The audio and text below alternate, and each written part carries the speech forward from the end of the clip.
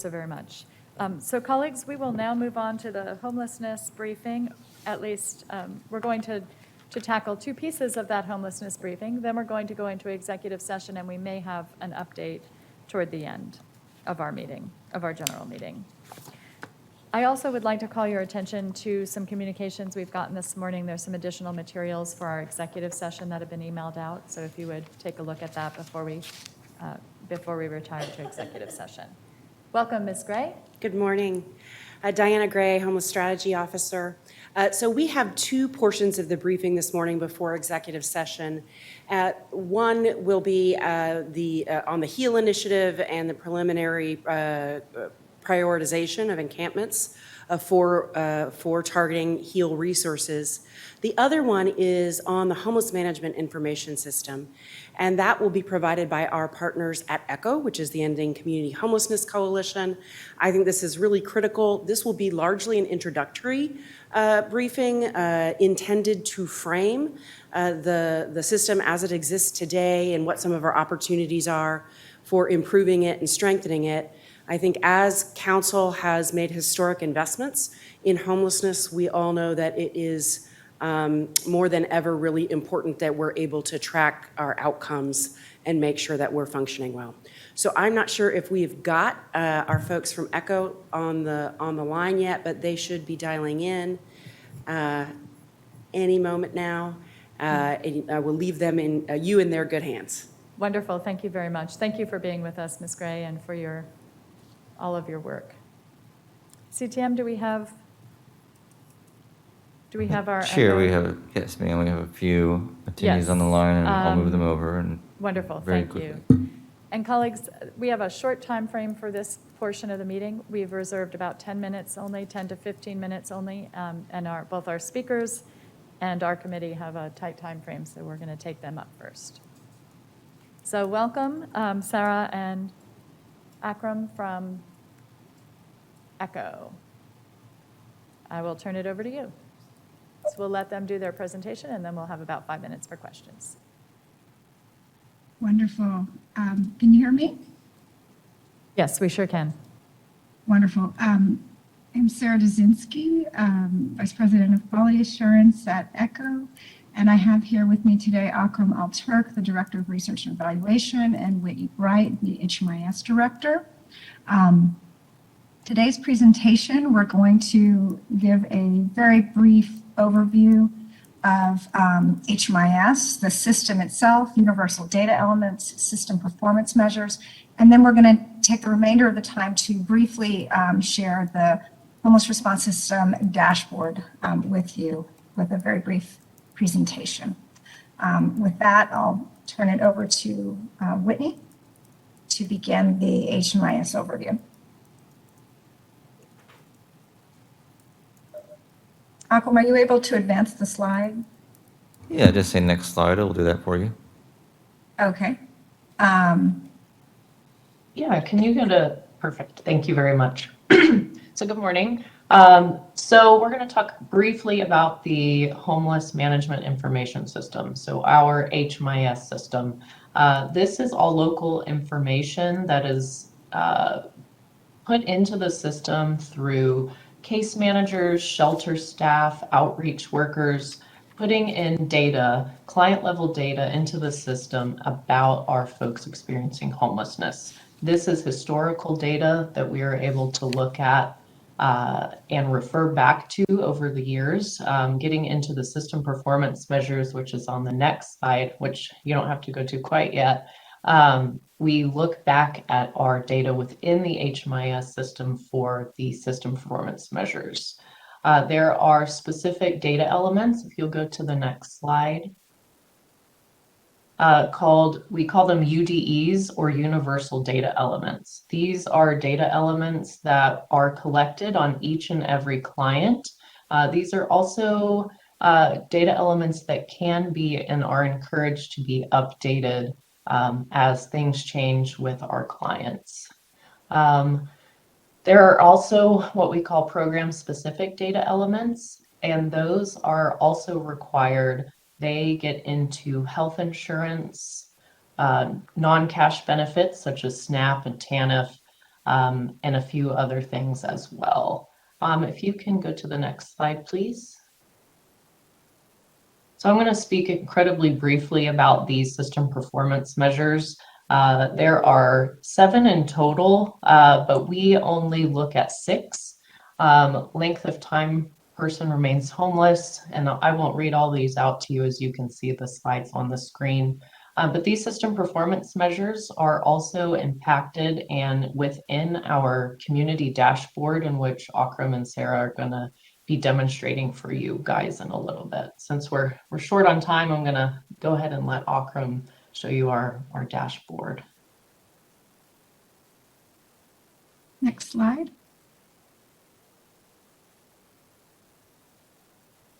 Okay, so just very briefly, Akram's going to be demonstrating the dashboard, but there were some key teams at ECHO that worked on the dashboard, the research and evaluation team and the HMIS departments.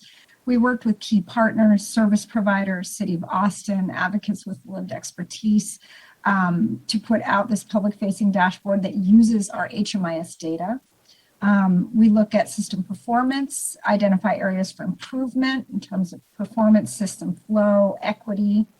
It enables us to set some targeted goals for improvement and highlight system successes. With that, I'll turn it over to Akram for the next slide. Good morning. Next slide, please.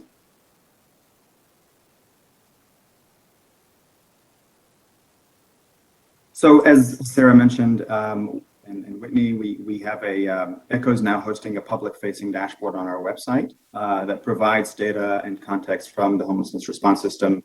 So the HMIS data that we have on people experiencing homelessness, we use that data to then provide some context on the homelessness response system and to try to track progress, track outcomes on a monthly basis, and in some cases on a quarterly basis.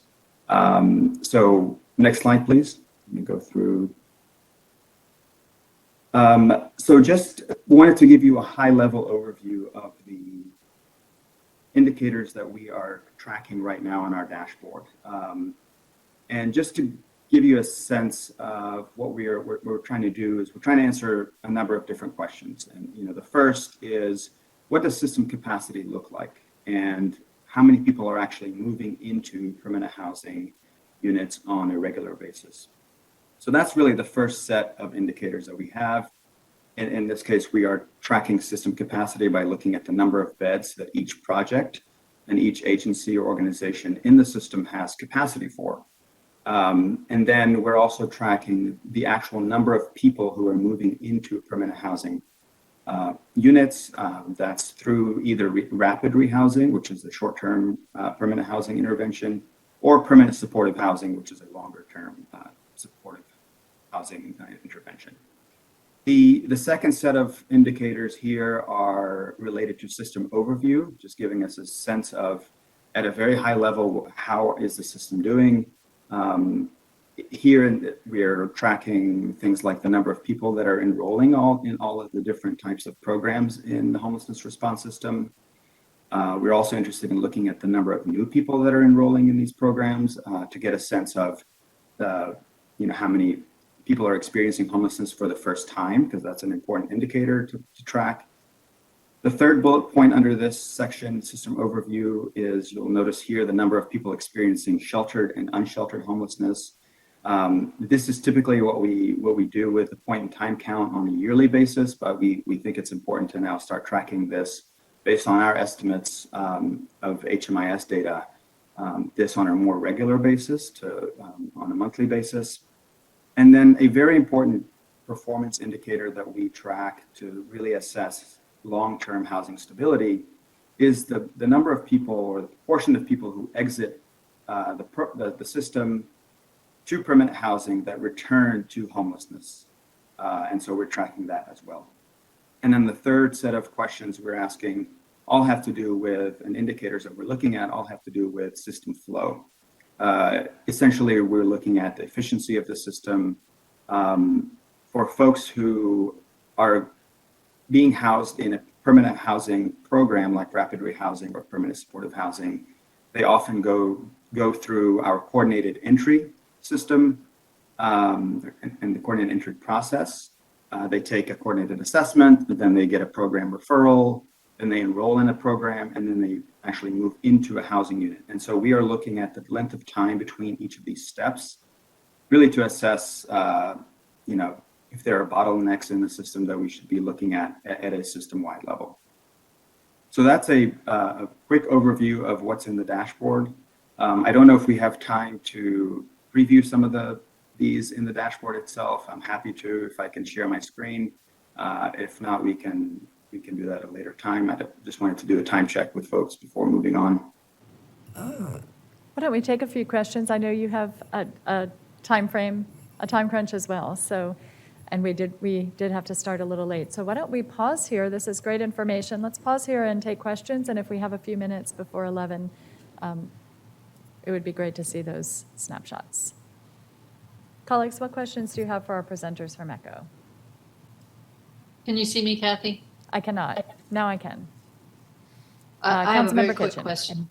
So thank you all for this. I think this is really a great service and important for the community. So if I'm a member of the community and I want to see the dashboard, where do I find it? On austinecho.org, on our main website, if you go to the performance monitoring section of our website, we have a link there to the dashboard itself, and that's the best place to get to it. Akram, is that something you have a snapshot of? I can send you the link if that's what you mean, or but I don't have a screenshot of it. Okay. You had indicated you had some preview. You could do a preview for us. Yeah, if I'm able to share my screen, I don't think I can right now, but if I'm able to, I'm happy to show that. I have that pulled up on my web browser. Is that something we're able to do, CTM? This thing, if you take, yes, I can absolutely do that if you just give me 1 second. I think that would be great, Chair, if we have time to see Agreed, that. sure. Mhm.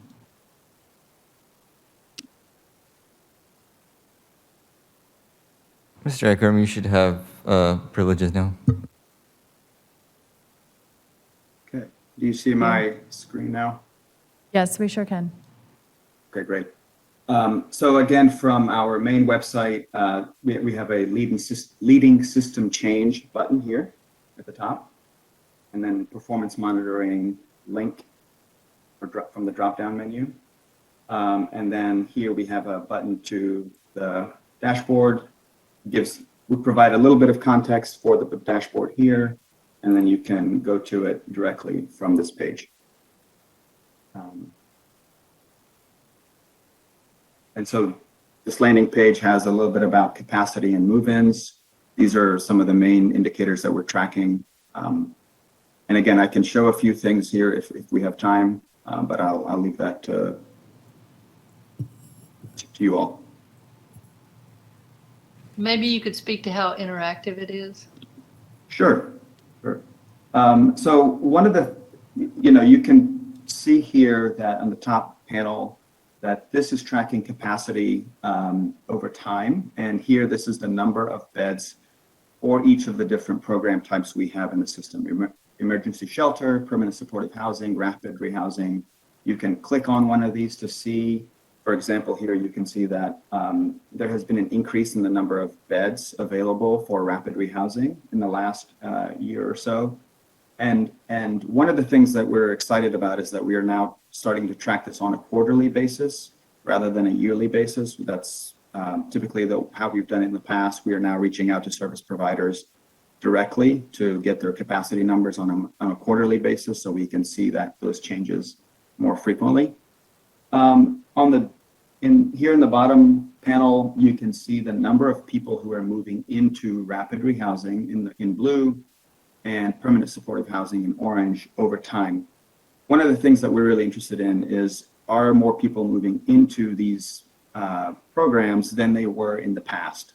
So that's why you see the data going back to January of 2019. And we're showing here a trend line to show so that people can see if things are increasing over time. Hopefully they are, and you can zoom in here to see for the last few months, for example. You can also look at the racial and ethnic breakdown of housing move-ins. Again, over time, we want to look at and see what are the racial breakdowns of housing move-ins. So, for example, you can click on a couple of different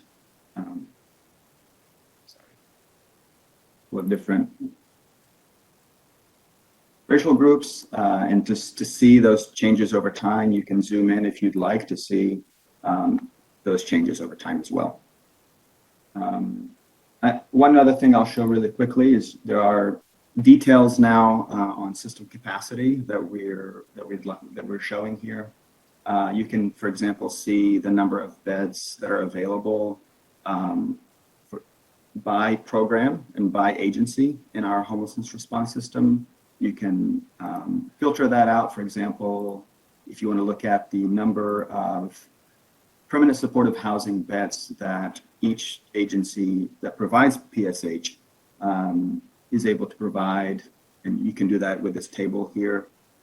So you can see the number of beds that each program is contracted for in the most recent quarter. This is really terrific. I do have one quick question before we move forward, and my colleagues may have additional questions. Is every service provider in the community reflected in your numbers? The short answer is no, unfortunately not. There are some that are not in here. And so, one reason why I wanted to emphasize that, I think it would be, and I know that this is a goal of ECHO, to continue to reach out to some of those providers and encourage them to send along their data, to participate in the system, so that we can really get a very concrete, very detailed view of all of the work that's going on in our community around housing and providing services to our neighbors who are experiencing homelessness. But it is, so I appreciate that you have the data here that lists which providers are reflected in it, and I think it's important for our community to know that it is not the entirety of our system. Some of the providers are working within that system and working toward the same aims, but they're not necessarily forwarding their data so that it can be part of this kind of snapshot. That's right, yeah. Colleagues, what other questions do you have for our presenters? This is super to see. And this is live now, is that right, Akram? That's right, it is. Great. I would just ask, so what I know you continuing to work on this. What kinds of enhancements or additional functions are y'all working on adding? Right now we are in the, I guess, the beta phase of just collecting as much input from community stakeholders as possible. We have been meeting with people with lived experience of homelessness to get their feedback. We've been meeting with City of Austin officials and others, service providers, to really get input on what's missing and what could be enhanced, what could be improved.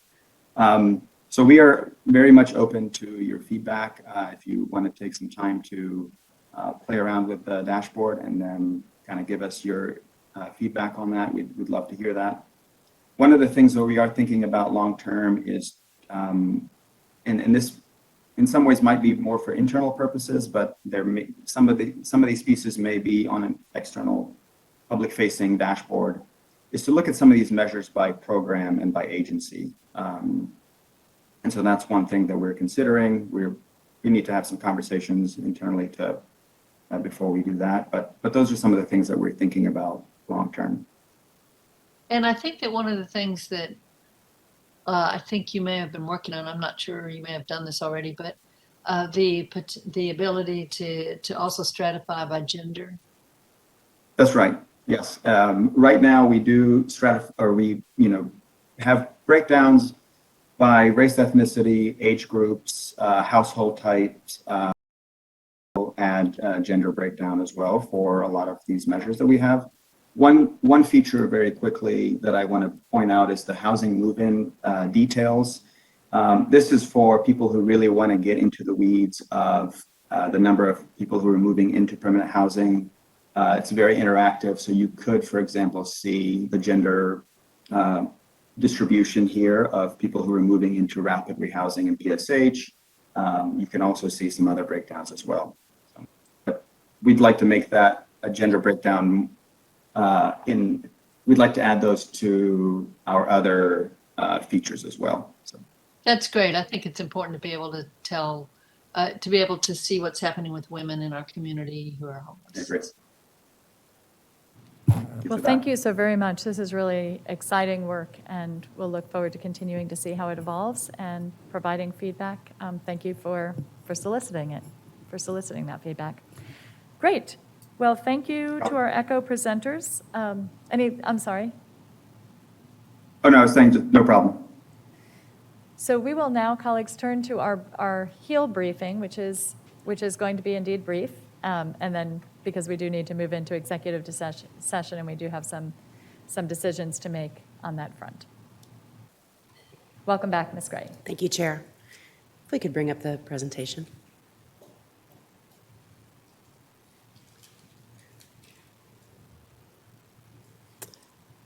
We had it for a moment. So while we wait, again, Diana Gray, Homeless Strategy Officer with the Homeless Strategy Division. We brief on HEAL almost every Public Health Committee meeting. This month, we are focusing our briefing on the work we've been doing around how we would select future sites for the HEAL initiative. While I will be giving the briefing, I do want to acknowledge two of our Homeless Strategy Division colleagues that are here today as resources who have done the lion's share of really pulling together the vast amount of information that exists within our city and outside it. And that is Charles Lucen, who is our Community Engagement Specialist, and Dr. Mary Lenigro, who is a FUSE Fellow. So she's an executive fellow on loan to the city through the FUSE Fellowship Program, and we're thrilled to have her. Who collaborated, I should say, and will become clear with many city staff in this process. So we'll move to the next slide. So today, briefly, what we're going to talk about are the draft prioritization criteria for encampment selection for the next phase of HEAL, what there is still to be done for us to launch those next encampment relocations, and then really how we're thinking about future refinement and process improvement for the selection criteria and really for HEAL overall. Next slide.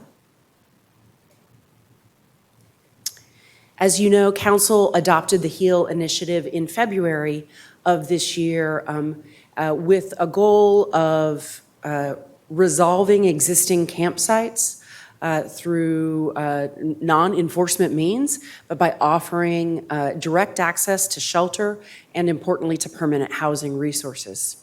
Within that phase one, which the resolution established, we were directed to target 4 encampments that fit particular descriptions around health and safety. We had a 6-month timeline that we extended. We're given a little bit of grace given the delay related to Winter Storm Uri, and explicitly asked to come back to council at the end of this phase one with some input on how we might move forward. And we did have specific budget for the services in phase one, which we will discuss in a moment. In phase one, eventually we relocated approximately 150 individuals from 4 encampments. And those were at Terrasses Library, at the intersection of Ben White and Menchaca, where there had been considerable danger, pedestrian and vehicular accidents, Congress Avenue and Cesar Chavez, really just across the street near Buford Tower, and 183 and Oak Knoll. As I've mentioned previously, we had a well over 90% acceptance rate from folks in those encampments to relocate to shelter, which was, I think, very encouraging in terms of people's willingness to come into non-congregate shelter. We did open 2 new bridge shelters over the course of the summer. Those are both in converted hotels so that it is shelter, but people have privacy. They do have their own restroom, et cetera. There's greater sense of security and stability while they engage with case management to find their permanent housing resource. We funded a number of service providers during phase 1 for those rapid rehousing services, which is typically medium-term case management and rental supports. So family elder care and integral care are both offering rapid rehousing during phase 1. We also beefed up some of the resources available through the host team for outreach, and we have a contract with Front Steps to run the Southbridge shelter. Currently, the Northbridge shelter, which is in District 4 near St. John's and I-35, is being operated by city staff. Next slide. So as we began to approach this project, the first step was really broad research, looking at what other communities had done, looking at what is in the academic literature review, our partners and experts across the nation, the National Alliance to End Homelessness, et cetera. But then really digging in with our partner departments in the city to understand what kind of data they had on hand and collected regularly and how we might leverage both their tools and their expertise in this area.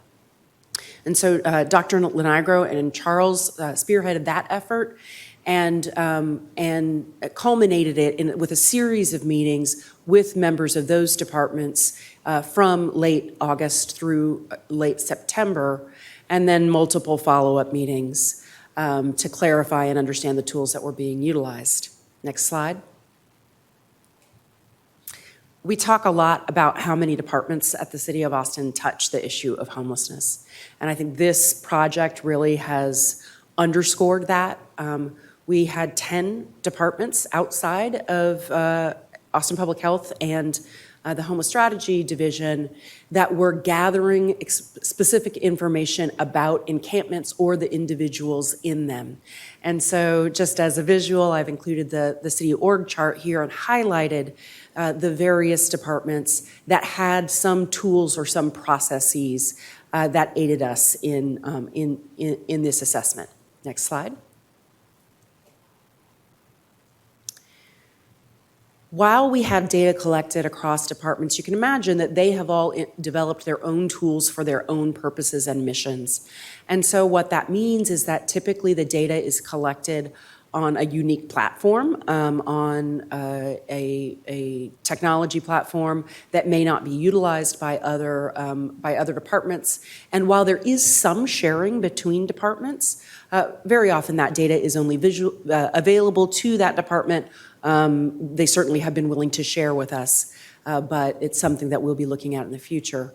And several of our departments are utilizing geographic information systems to tag locations, which I think will be very useful for us as we move forward to understand, really trends and what we're seeing, particularly in a fluid situation such as we're seeing now, where we know that some encampments are moving.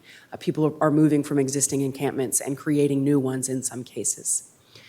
Several of the departments, in addition to collecting information, did have some sort of prioritization. And so as an example, Parks and Rec rates the encampments that they do outreach to in terms of the ones that are most important for them to resolve or clear, and that ranges from, as we'll discuss in a moment, everything from the conditions in the encampment to the impact that it's having on other users of parkland. Finally, many of these systems are 311 call driven. And the 311 is a really critical way for our citizens to communicate with us about what's happening in the field. But when we talk to other communities and indeed to our own departments, one of the things we heard consistently is that we needed to use a 311 system and input for information gathering, but not necessarily prioritization. Because if we base our prioritization only on volume of calls, that can result in some geographic inequities that track to income levels in communities, et cetera, and the available resources and time that folks have to spend calling the city and communicating about what's happening. So that's something that we want to be really cognizant of. We want to leverage the 311 system. We want to make sure we're capturing that information, but that we're being really thoughtful about how we utilize the information that we gather there. Next slide.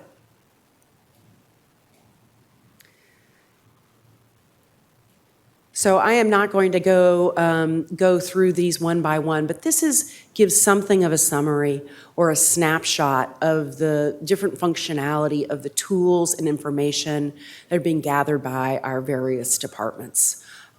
So most of them are really about the sites, because most of our partners in this realm are Austin Resource Recovery or Code Compliance or Parks and Rec.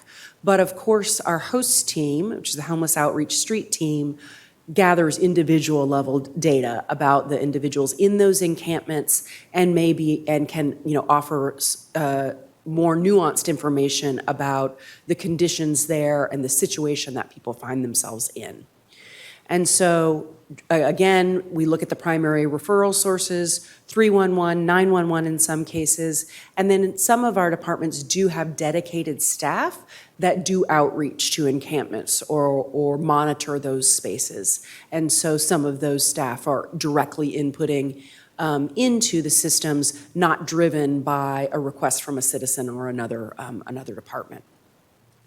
Again, we have written tools, rating systems in a couple of cases, GIS data, and we've just included some notes off to the side about the kinds of risks that people are capturing, which largely are relatively logical. Our fire department is really capturing data about fire risk. Watershed protection is tracking risk to life and safety around flooding, et cetera. Next slide.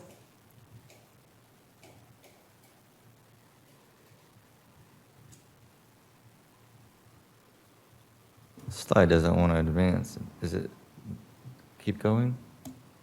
Should.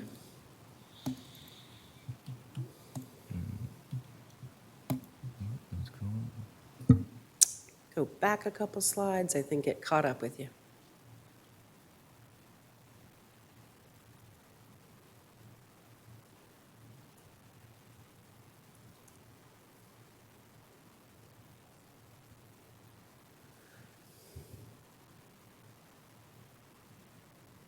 One more. There we go. So where we are right now with the prioritization criteria is having identified criteria that we want to include in the tool that we believe are meaningful indicators of the health and safety risks that council directed us to utilize when selecting future sites. And so, of course, we would anticipate gathering some basic information about the sites, the number of people, tents, whether there are occupied vehicles, et cetera, and those are in that left-hand column, but then really looking to public health conditions and public safety conditions. And so much of this is sort of environmental health, both about the vulnerabilities of the people in the encampment and the conditions that are observed there. And in terms of public safety, some of those high-level risks, both to the people in the encampments and to the surrounding community around flood, fire, risks to public infrastructure. So in some cases, we have had fires in some cases, for example, that were abutted large bridges where there was potential damage there.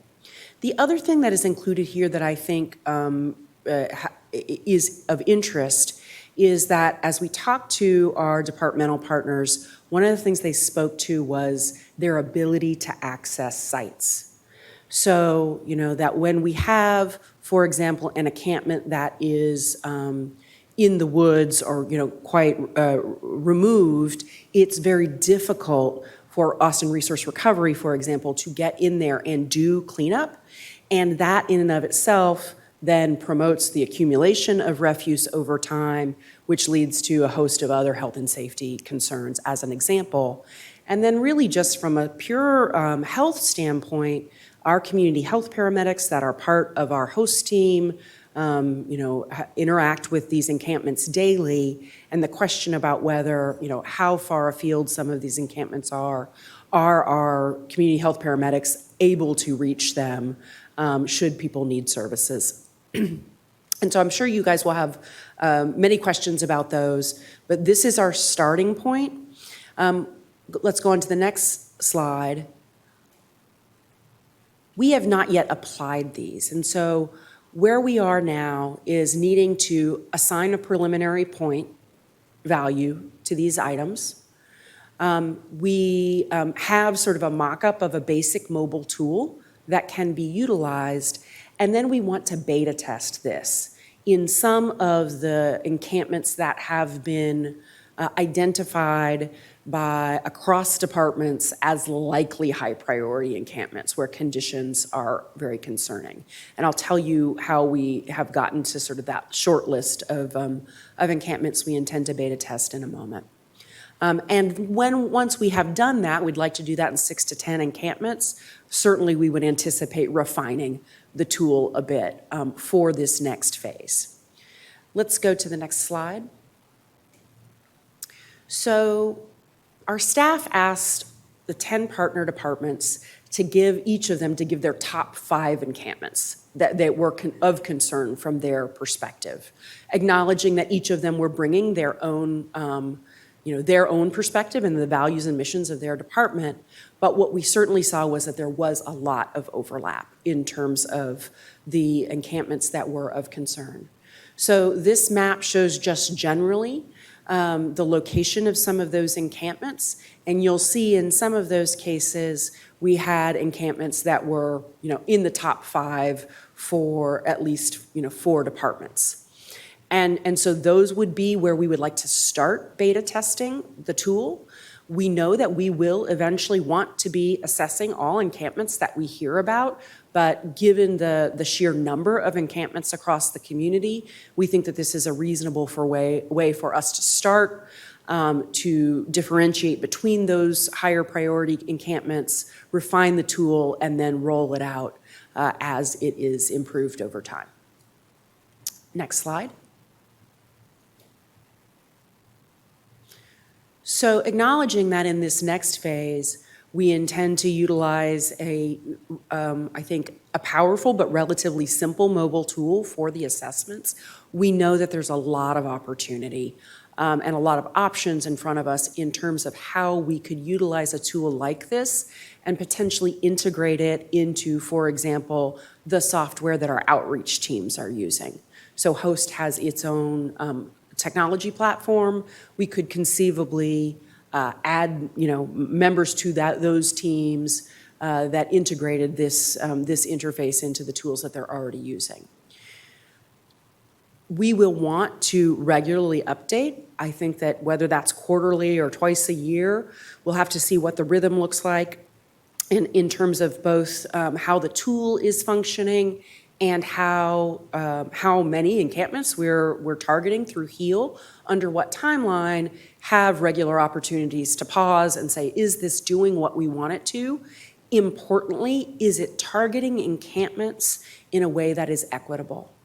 So I think last month we shared some early data with you about the demographics of the people who had come into shelter from the first 4 encampments.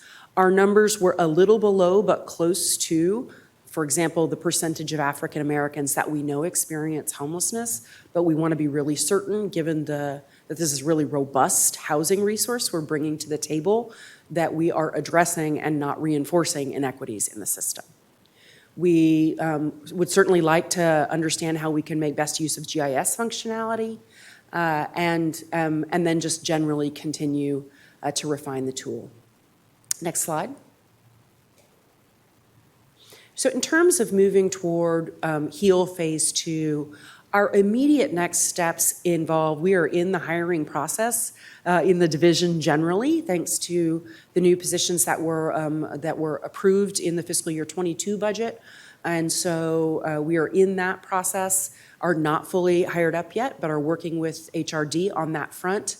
And then we, in order to expand our capacity, do anticipate expanding some existing contracts from HEAL Phase 1 in order to be able to provide that rapid rehousing resource to new encampments.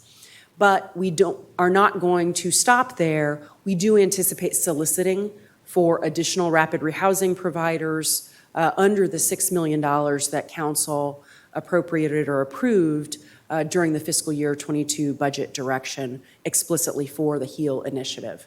But because we know solicitation takes a while and we want to do it well, we're going to go ahead and expand one or more of our existing contracts to move forward. One of the good questions that has been asked is, given our current bridge shelter capacity, we have 2 shelters that at full capacity would offer about 140 rooms. What will our rate of housing placement look like? And will that bridge shelter be adequate? And so that's, we think, not a terribly complex bit of analysis we need to do, but something we need to look at. And then finally, we really are looking at the performance of the initiative at every level.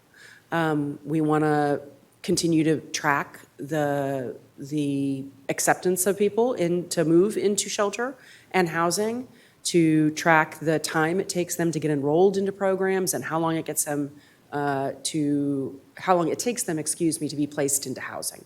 And those are reports and information avenues that I think we want to solidify for council and for this committee in particular. Next slide. And with that, I will take your questions. Thank you. This is really terrific information. Thank you so much for presenting it in this fashion. Vice Chair.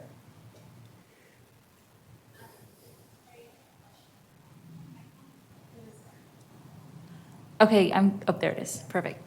Thank you. I just wanted to go through, thank you for your presentation. As you know, it was of interest to my community regarding the prioritization for the HEAL initiative, as I'm sure that it is for every community throughout the city. So I appreciate you laying out the process in which you and city staff have gone through and recommending, having departments recommend their top 5 encampment sites. But I guess I'm trying to get a better sense from the map that you laid out.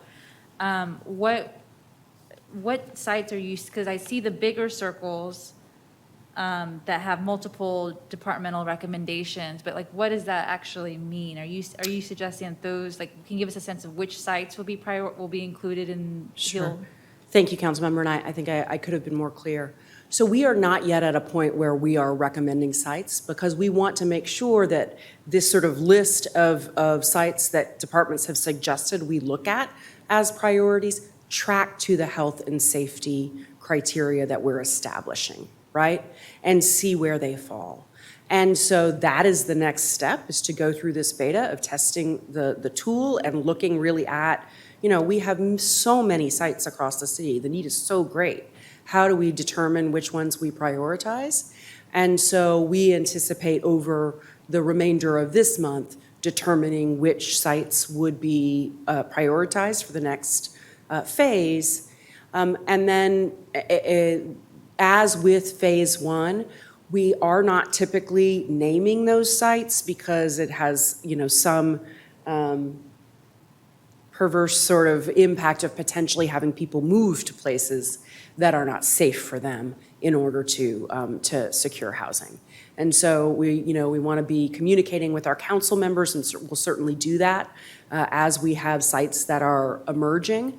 The other thing that's happening is that we have already seen some of the sites that were on the lists of multiple departments where are sites where enforcement has now happened without HEAL, right? And so they come off the list. We anticipate that the list will be somewhat fluid, and we will need to be maintaining it and revisiting it on a regular basis.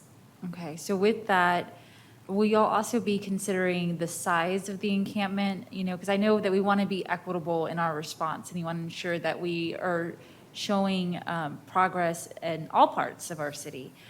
But there are some encampments that are smaller than some of our larger ones, and I know we've been really prioritizing the encampments that are with high visibility and higher number of our unhoused included. So would that be in the mix of what is prioritized once y'all? You know, I think from my perspective, the size of the encampment is not fundamentally a plus or a minus, because frankly, you know, we are also going to be managing our shelter capacity. There may be times when we're able to accommodate a smaller site and go ahead and resolve that site when we don't have 50 beds open at one time. So I think that will be something that evolves over time, but we don't have a concrete preference, for example, only for the larger sites or for the smaller sites. Gotcha, thank you, that's helpful. And lastly, so by the end, you're refining the prioritization by the end of the month in the tool. So by early November is when we can expect to have the second phase of HEAL initiative launched? That's correct. We received direction during the budget process to push toward launching phase 2 by November 1st, and we are pushing very hard toward that. Frankly, it is going to be tight, but we will keep you guys apprised as we did with phase 1 and move with all haste. Thank you. Thank you so much. And your hard work is certainly appreciated and noticed, and thank you for doing all that you can to meet that deadline. I appreciate it. Well, and I can't miss an opportunity to acknowledge that was the staff. And we're so Chair, glad I to don't know if you can have see three really important members of your staff here with you today. So thank you all for your incredible work. Councilmember Kitchen. Yes, I know we're tight on time, but I just want to say kudos to all of y'all. This is incredible work and very important work. And so thank you for presenting this information.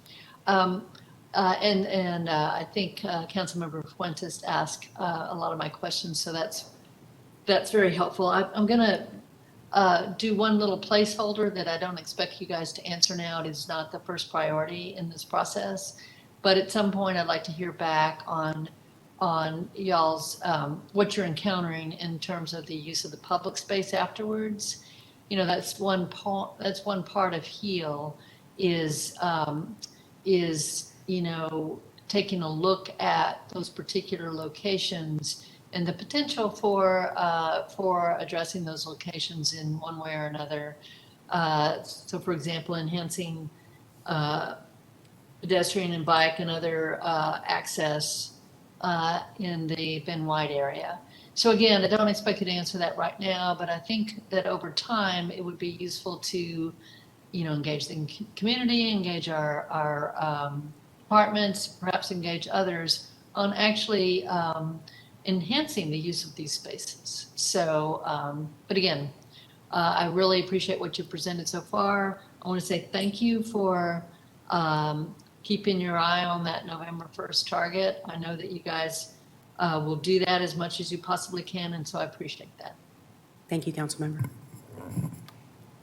And I have just two super quick questions because we do need to break for executive session, but it is especially helpful to see the prioritization map and to see how the different departments rank the safety issues present, and the composite of those is just very useful. So I really appreciate the way you captured through your presentation here today the extent to which multiple departments are engaged in this effort of assessing risk and health and then responding to health and safety risks throughout the city. That's really useful.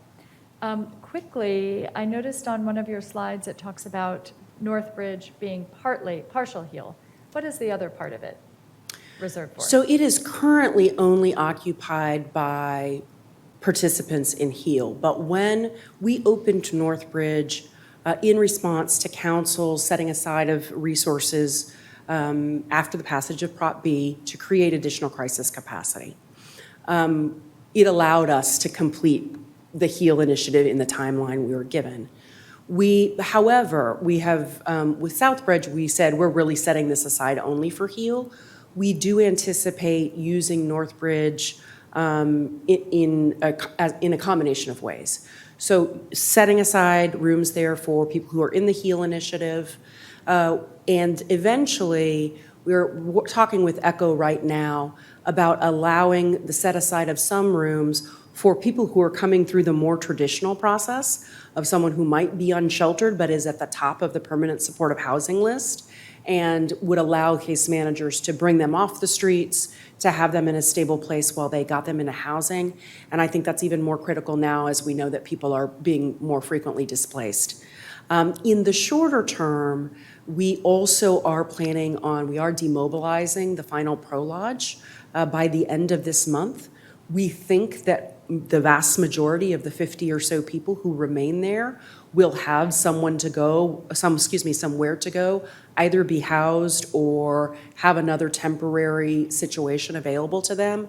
But we will probably move 5 or 10 folks from the Pro Lodge over to Northbridge until they are I housed see. as well.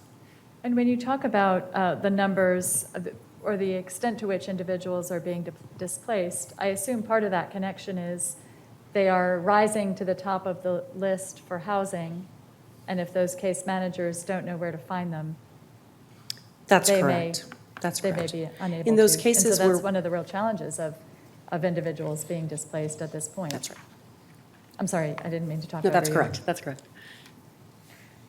You did indicate that, and this is my second and last question for the moment, at Northbridge, that the city of Austin is staffing that. Is that the long-term plan, or are you looking to get a service provider to staff So you may that one? recall that that facility was purchased originally, and its intended use is as permanent supportive housing. We purchased it, or we're leasing it and utilizing it as a Pro Lodge when we purchased it.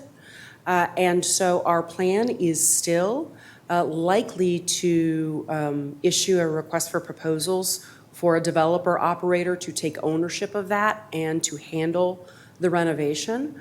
For that reason, we're right now not looking to contract with a third-party service provider because it would be for less than a year and probably not I see. particularly efficient to do so. Super. Thank you so much.